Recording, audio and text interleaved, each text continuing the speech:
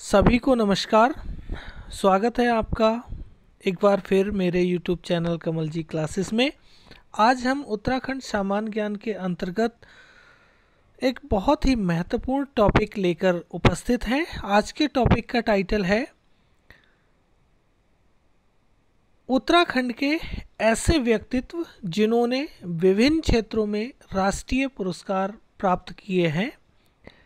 इस टॉपिक पे महत्वपूर्ण 24 प्रश्नों को आज हम वीडियो के माध्यम से कवर करने वाले हैं और सभी प्रश्न ऐसे हैं जो या तो किसी न किसी परीक्षा में पूछे गए हैं या फिर आगे आने वाली परीक्षाओं में पूछे जाने की प्रबल संभावना है। तो वीडियो को शुरू से लास्ट तक वॉच कीजिए।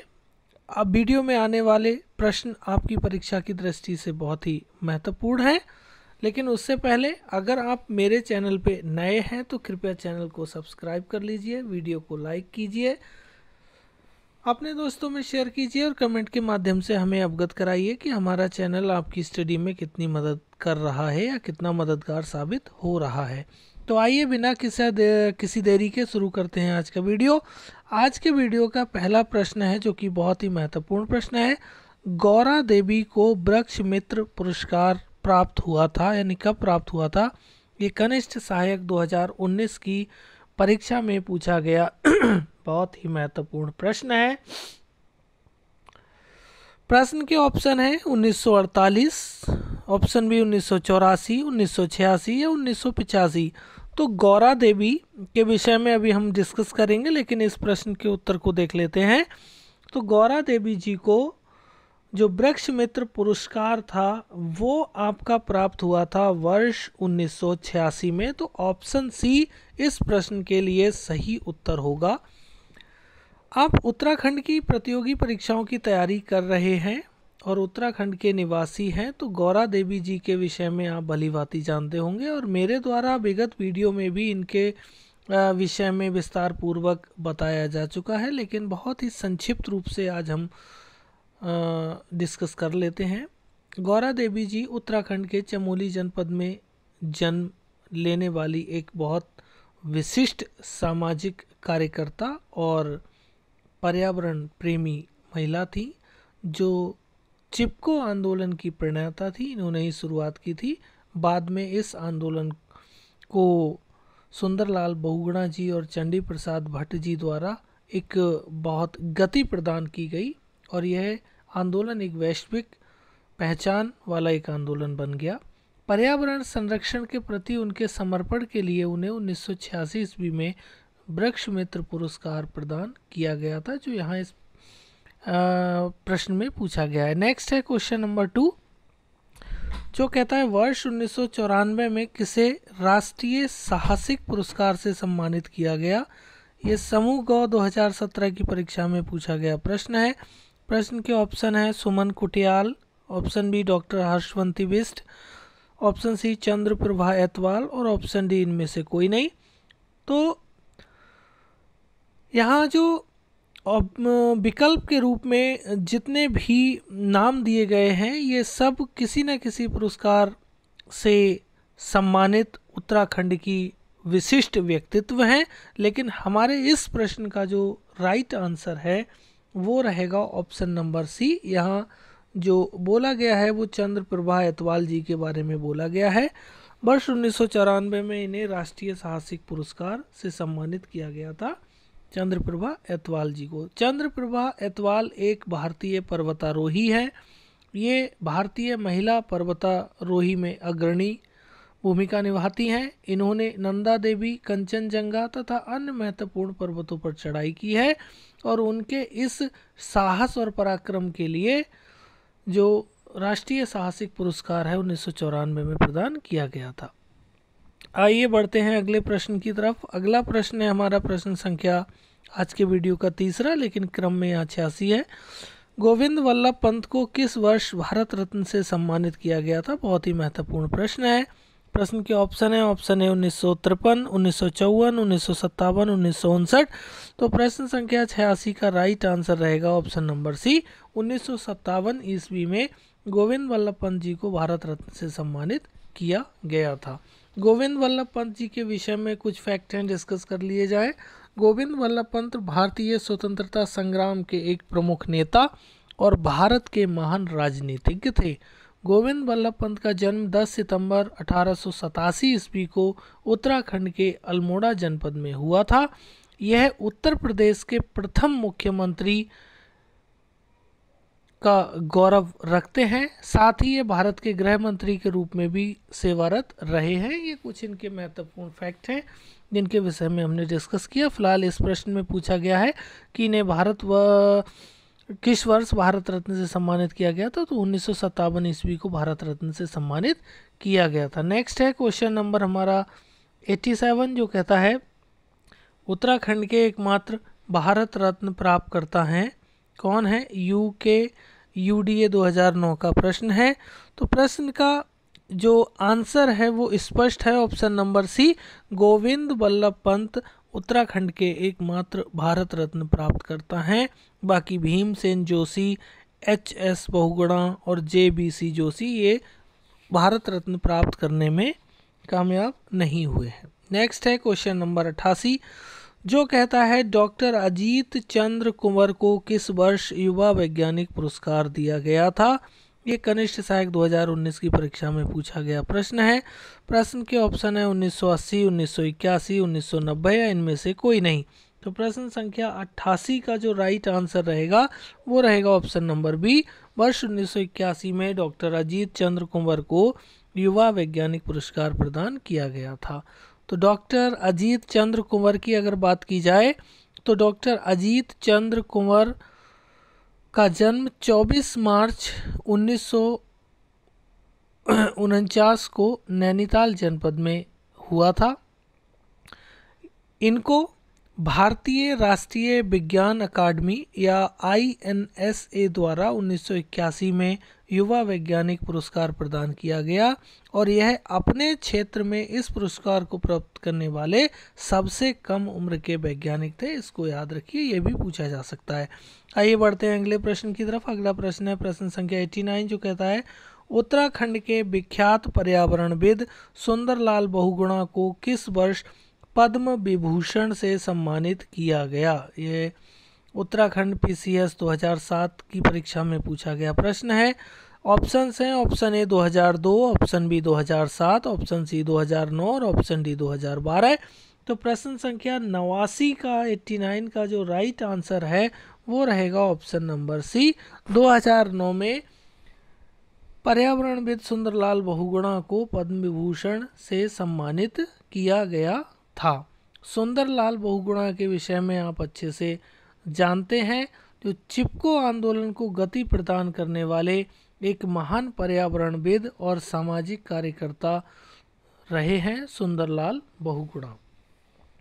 नेक्स्ट है प्रश्न संख्या 90 जो कहता है डॉक्टर रंजीत भार्गव को वर्ष 2010 में किस क्षेत्र में उल्लेखनीय योगदान के लिए पद्म भूषण से सम्मानित किया गया था? तो ऑप्शन ए शिक्षा साहित्य, ऑप्शन बी प्रशासनिक, ऑप्शन सी इतिहास एवं संस्कृति और ऑप्शन डी पर्यावरण। तो प्रश्न संख्या 90 का जो राइट आंसर आप सब जानते हैं, डॉक्टर रंजीत भार्गव एक का संबंध जो है वो पर्यावरण से है। तो option D is the right answer.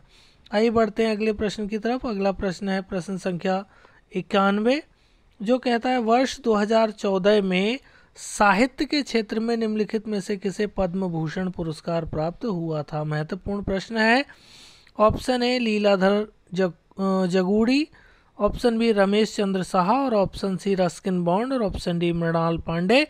तो प्रश्न संख्या 91 का जो राइट आंसर है यहाँ पे वो रहेगा option number C. Ruskin Bond को 2014 में साहित्य के क्षेत्र में पद्म भूषण पुरस्कार से सम्मानित किया गया था। रस्किन बॉन्ड एक भारतीय लेखक एवं उपन्यासकार हैं जो वर्तमान में उत्तराखंड के मसूरी में निवास करते हैं। इन्हें अपने साहित्यिक योगदान के लिए 1992 ईस्वी में साहित्य अकेडमी पुरस्कार, 1999 में पद्मश्री और 2014 में पद्म भूषण पुरस्कार से सम्मानित किया जा चुका है। यह अंग्रेजी साहित्य के एक महान लेखकों में शुमार व्यक्तित्व हैं। आइए बढ़ते हैं अगले प्रश्न की तरफ। अगला प्रश्न है हमारा प्रश्न संख्या 92, जो कहता है सुप्रसिद्ध पर्वतारोही बछेंद्री पाल को खेल के किस क्षेत्र में उल्लेखनीय योगदान के लिए किस वर्ष पद्म भूषण से सम्मानित किया गया है। यह प्रश्न बछेंद्री पाल जी के संबंध में है। Option A 2016, option B 2017, option C 2018 और ऑप्शन डी 2019। तो प्रश्न संख्या 92 का जो राइट आंसर है वो रहेगा ऑप्शन नंबर डी। 2019 में बछेंद्री पाल को पद्म भूषण मिला था खेल के क्षेत्र में। तो बछेंद्री पाल जी के विषय में कुछ फैक्ट हैं, डिस्कस कर लिया जाए। ये भारत की पहली महिला पर्वतारोही है। यह भी फैक्ट पूछा जा सकता है, याद रखिएगा, नोट डाउन कर लीजिए। जिन्होंने 23 मई 1984 को दुनिया की सबसे ऊंची चोटी माउंट एवरेस्ट पर तिरंगा फहराया था। इनके साहसिक कार्य के लिए 1984 में पद्मश्री तथा 2019 में पद्म भूषण पुरस्कार प्रदान किया गया था। महत्वपूर्ण है। आइए बढ़ते हैं अगले प्रश्न की तरफ। प्रश्न है 93, जो कहता है उत्तराखंड के किस समाज सेवक एवं पर्यावरणविद को 2020 में पद्म भूषण से सम्मानित किया गया। Option A Sundarlal Bahuguna, option B doctor Ranjit Bhargava, option C doctor Anil Prakash Joshi और option D doctor Lalit Pande. तो प्रश्न संख्या 93 का जो राइट आंसर है वो रहेगा option number C. Doctor Anil Prakash Joshi को समाज सेवक और पर्यावरणविद के रूप में 2020 में पद्म भूषण से सम्मानित किया गया था। डॉक्टर अनिल प्रकाश जोशी के विषय में कुछ फैक्ट हैं, डिस्कस कर लिए जाएं। ये उत्तराखंड के कोटद्वार में 1955 में जन्मे थे। ये उत्तराखंड के प्रसिद्ध पर्यावरणविद, समाजसेवी और शिक्षाविद हैं। इन्होंने हिमालयी क्षेत्रों में पर्यावरण संरक्षण, जैव विविधता और ग्रामीण विकास के लिए उल्लेखनीय कार्य किया तथा डॉक्टर अनिल प्रकाश जोशी को उनके कार्य के लिए 2006 में पद्मश्री तथा 2020 में पद्म भूषण प्रदान किया गया है। महत्वपूर्ण प्रश्न है, इनको अपने नोट्स में नोट डाउन कर लीजिएगा। आइए बढ़ते हैं अगले प्रश्न की तरफ। अगला प्रश्न है प्रश्न संख्या 94, जो कहता है लवराज सिंह धर्मशक्तु को किस क्षेत्र के लिए वर्ष 2014 में पद्मश्री से सम्मानित किया गया है। ऑप्शन ए कला संस्कृति, ऑप्शन बी पर्वतारोहण, ऑप्शन सी पत्रकारिता और ऑप्शन डी चिकित्सा। प्रश्न संख्या 94 का जो राइट आंसर है वो रहेगा option number B. Lovraj Singh Dharamshaktu को पर्वतारोहण के क्षेत्र में 2014 में पद्मश्री से सम्मानित किया गया है। इनके विषय में कुछ फैक्ट हैं जो डिस्कस कर लें शॉर्ट में। लवराज सिंह धर्मशक्तु पिथौरागढ़ के मुनस्यारी क्षेत्र से संबंधित हैं। वह एक प्रसिद्ध भारतीय पर्वतारोही हैं। इन्होंने माउंट एवरेस्ट को 7 बार सफलतापूर्वक फतेह किया है और ये बीएसएफ में सहायक कमांडेंट के पद पर कार्यरत हैं। तो इनको 2014 में पद्मश्री से सम्मानित किया गया है। आइए बढ़ते हैं अगले प्रश्न की तरफ। प्रश्न 95, जो कहता है निम्न में से किसे पद्मश्री सम्मान प्राप्त नहीं हुआ है। ये कनिष्ठ सहायक 2018 की परीक्षा में पूछा गया प्रश्न है। प्रश्न के ऑप्शन है पुष्पेंद्र पंत, ऑप्शन बी शेखर पाठक, डॉक्टर शेखर पाठक, ऑप्शन सी अनिल प्रकाश जोशी और ऑप्शन डी केपी नौटियाल। तो प्रश्न संख्या 95 का जो राइट आंसर है वो है option number D. KP Nautiyal ji को पद्मश्री प्राप्त नहीं हुआ है, बाकी अन्य तीनों लोगों को पद्मश्री पुरस्कार प्राप्त हुआ है। नेक्स्ट क्वेश्चन है क्वेश्चन नंबर 96, जो कहता है पद्मश्री से सम्मानित प्रीतम वर्तमान का संबंध निम्नलिखित में से किस क्षेत्र से है। ये बहुत ही महत्वपूर्ण प्रश्न है, इसको याद रखेंगे। ऑप्शन ए चिकित्सा, ऑप्शन बी पुरातत्व, ऑप्शन सी पत्रकारिता साहित्य और ऑप्शन डी कला संस्कृति। तो प्रश्न संख्या 96 का जो राइट आंसर है वो रहेगा ऑप्शन नंबर डी। कला और संस्कृति से संबंधित हैं प्रीतम वर्तमान, जिनके विषय में आप अच्छे जानते होंगे, लेकिन मैं यहाँ कुछ डिस्कस कर दूँ। प्रीतम वर्तमान जी उत्तराखंड के एक प्रसिद्ध लोक गायक हैं। 2019 में उन्हें पारंपरिक लोक गायन लोक कला के क्षेत्र में योगदान के लिए भारत के तत्कालीन राष्ट्रपति श्री रामनाथ कोविंद जी द्वारा पद्मश्री सम्मान से सम्मानित किया गया और उन्हें उत्तराखंड के जागर सम्राट के नाम से भी जाना जाता है। ये कुछ फैक्ट हैं इनके विषय में, इनको आप याद रखेंगे। आइए बढ़ते हैं हम अगले प्रश्न की तरफ।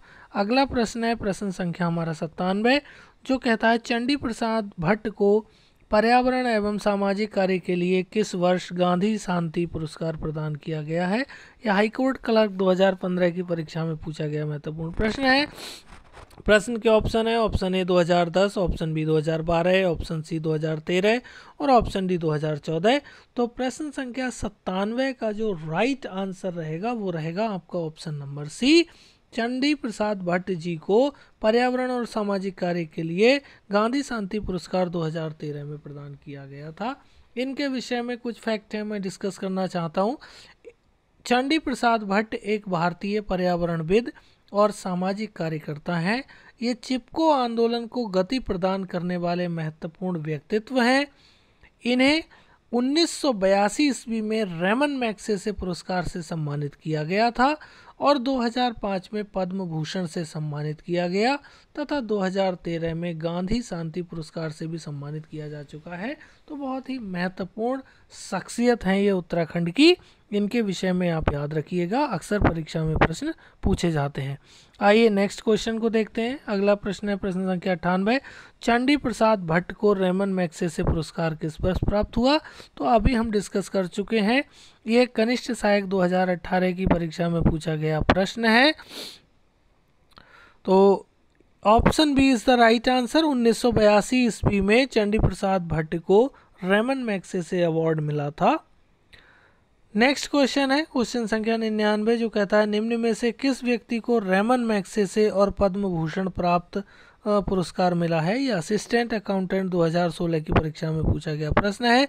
तो विकल्प में दिए गए लोगों में से ऑप्शन डी चंडी प्रसाद भट्ट जी को रेमन मैग्सेसे और पद्म भूषण दोनों ही पुरस्कार मिले हैं। नेक्स्ट है क्वेश्चन नंबर 100, जो कहता है दीप जोशी को किस क्षेत्र के लिए 2009 में रेमन मैग्सेसे पुरस्कार से सम्मानित किया गया है। इम्पोर्टेंट प्रश्न है। ऑप्शन ए पत्रकारिता, ऑप्शन बी प्रशासनिक कार्य, ऑप्शन सी सामाजिक कार्यकर्ता और ऑप्शन डी पर्यावरण। तो दीप जोशी को आप अच्छे से जानते हैं। प्रश्न संख्या 100 जो दिया गया है इसका राइट आंसर है ऑप्शन नंबर सी, सामाजिक कार्य के लिए दीप जोशी को 2009 में रेमन मैग्सेसे पुरस्कार दिया गया है। इनके विषय में कुछ फैक्ट डिस्कस कर लें। दीप जोशी उत्तराखंड के एक सामाजिक कार्यकर्ता हैं। इन्हें 2009 में रेमन मैग्सेसे पुरस्कार प्रदान किया गया इनके सामाजिक क्षेत्र में उल्लेखनीय कार्य करने के लिए।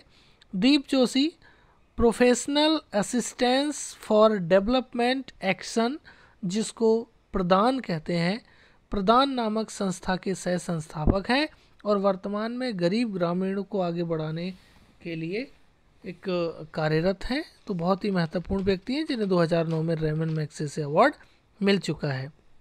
नेक्स्ट क्वेश्चन है क्वेश्चन नंबर 101, जो कहता है निम्न में से कौन रेमन मैग्सेसे पुरस्कार से संबंधित है। यहाँ पे महिला एसआई 2016 की परीक्षा में पूछा गया है।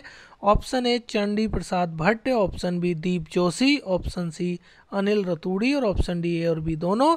तो प्रश्न संख्या 101 का जो राइट आंसर रहेगा वो रहेगा ऑप्शन नंबर डी, ए और बी दोनों। चंडी प्रसाद भट्ट और दीप जोशी इन दोनों व्यक्तियों को रेमन मैग्सेसे अवार्ड मिल चुका है और इससे पहले के प्रश्नों में हम ये डिस्कस भी कर चुके हैं।